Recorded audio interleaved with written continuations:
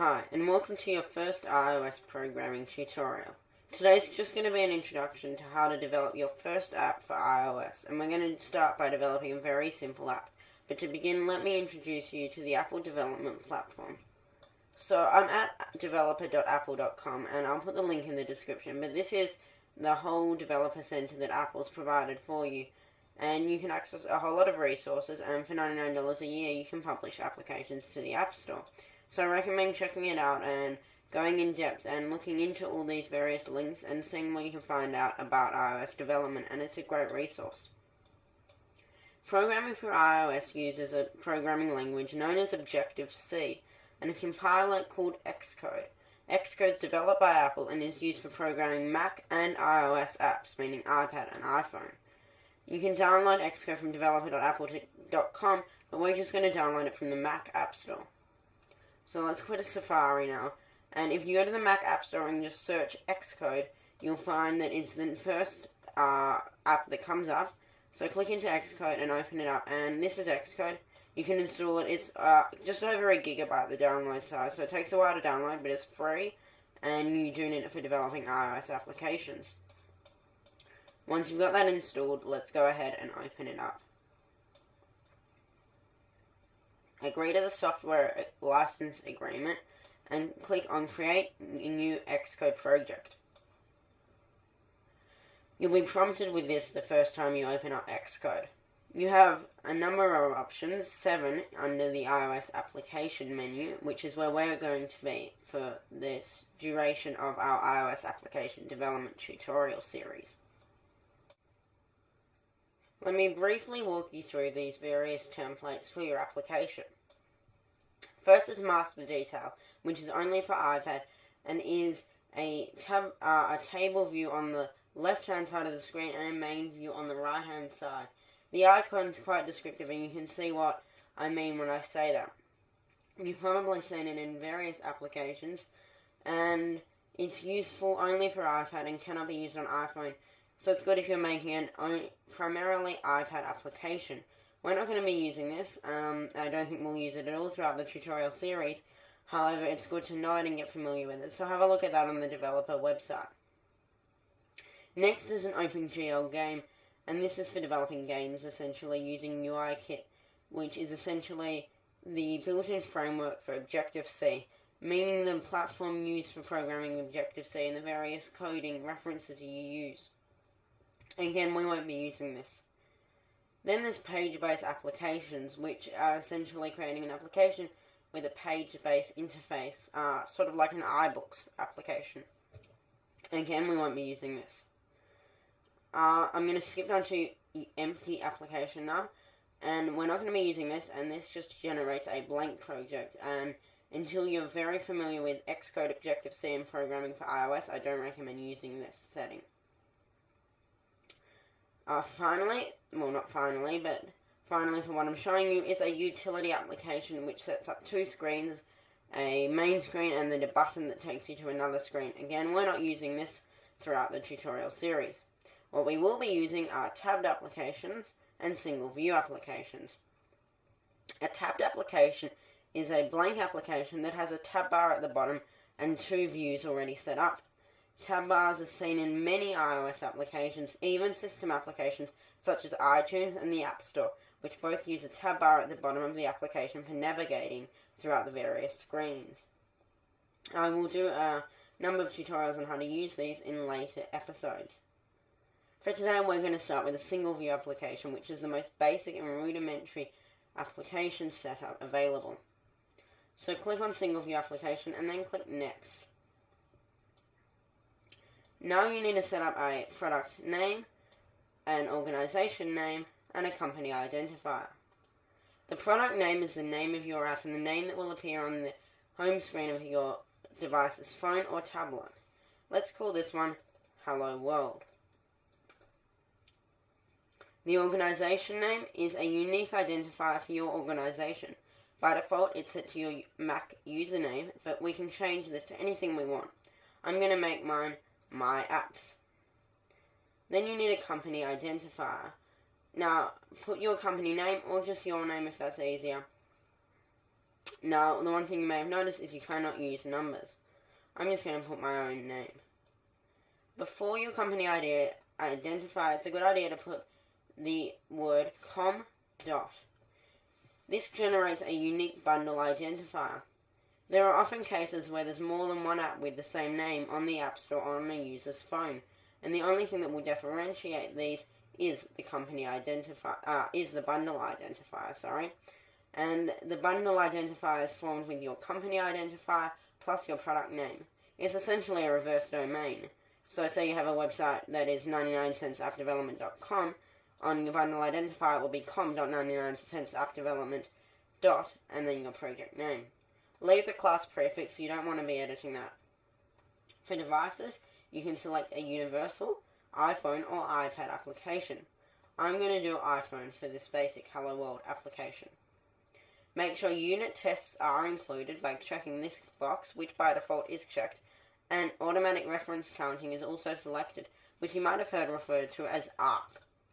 Then we're also going to be using storyboards, which are the most modern design interface layout for developing iPhone applications, and I'll show you what I mean by that in just a moment. Throughout this tutorial series we will be using storyboards, but I will also briefly cover nibs, and if you don't know what those are, don't worry, you don't need to.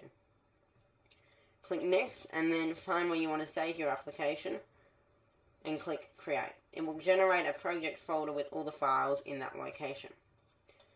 The first screen you'll see will look quite daunting, and let me move my screen over a bit so you can see more of it. It seems complex, but it's really not.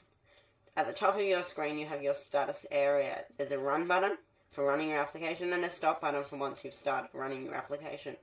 You've also got the scheme, which is essentially where do you want to run your application to.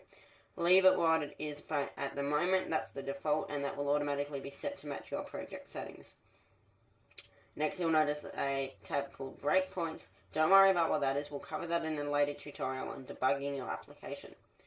Then you've got your status window, which gives you any important messages relating to your application and where you can find more information about them, as well as progress on, for example, running your application.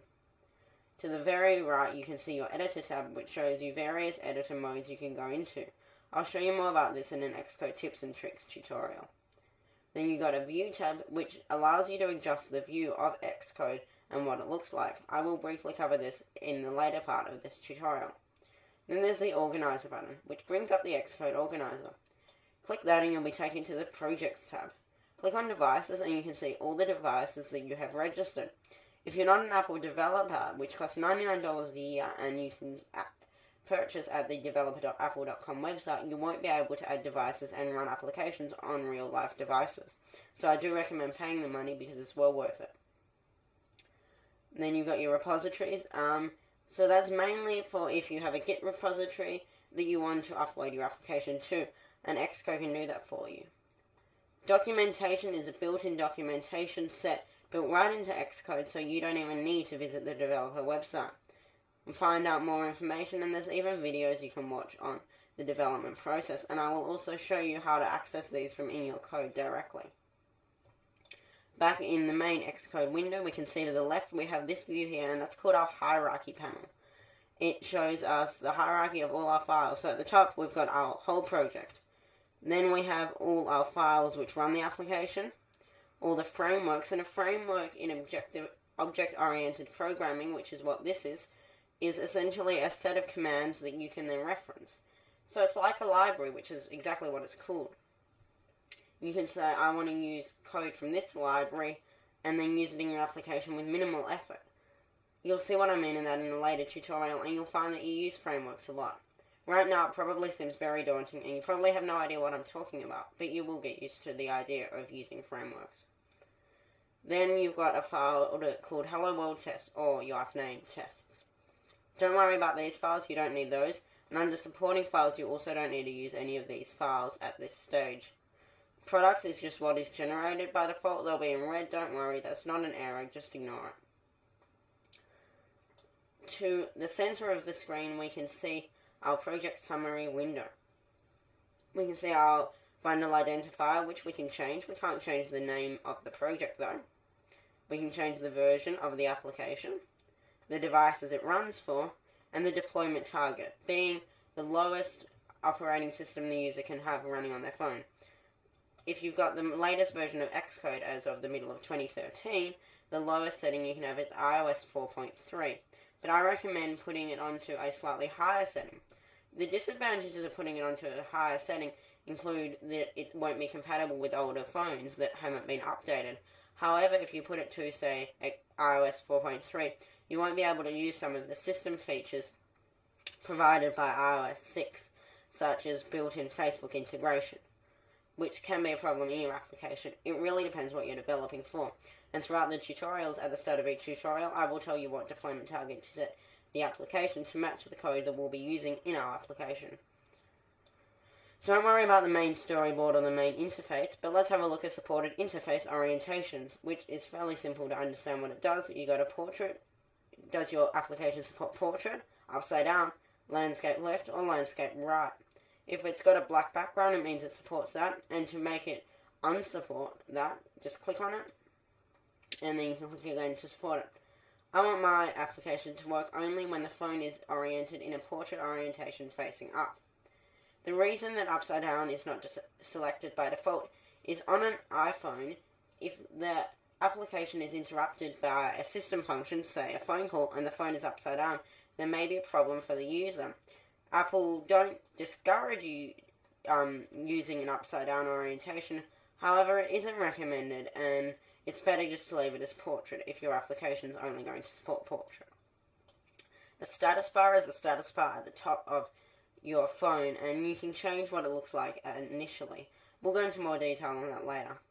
Then there's the loading images, known as launch images, and the icons, which I'll also go into more detail about. Then all of this is all complex, and you really don't need to worry about it for now.